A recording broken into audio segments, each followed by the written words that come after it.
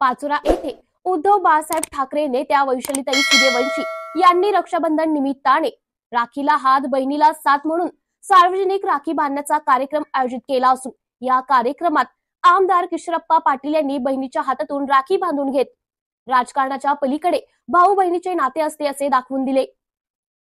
तसंच रक्षाबंधन निमित्ताने वैशालीताई सूर्यवंशी यांनी यावेळी आवाहन केले। रक्षाबंधन म्हणजे हा बहीण भावातला पवित्र असा सण आहे।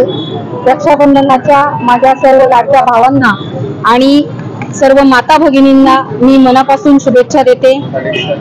रक्षा म्हणजे रक्षण आणि बंधन म्हणजे धागा, हे पवित्र धाग्याचं बंधन म्हणजेच रक्षाबंधन।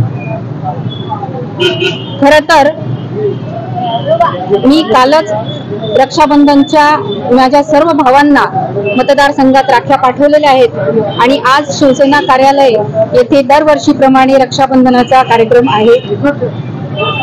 मला आज या रक्षाबंधनाच्या निमित्ताने संबंध देशातील बांधवांना असं सांगायचं आहे की कलकत्ता येथे जे काही एका भगिनीवर अत्याचार झाला, ती डॉक्टर भगिनी होती आणि तिच्यावर इतक्या क्रूर पद्धतीने जो अत्याचार झाला, मला असं वाटतं हा विचार करण्यासारखा विषय आहे।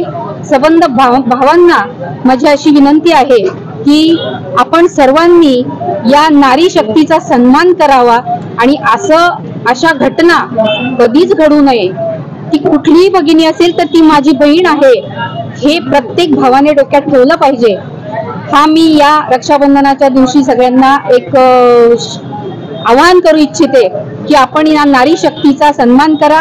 ह्या माता भगिनी कुठलीही स्त्री असेल ती आपलं नातं जे पवित्र आहे ते सांभाळण्याचा प्रयत्न करावा।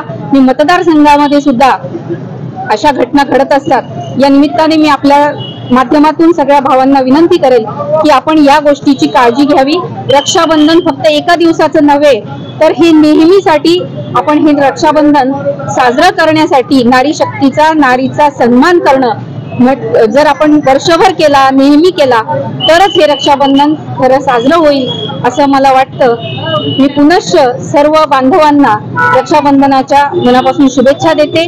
धन्यवाद।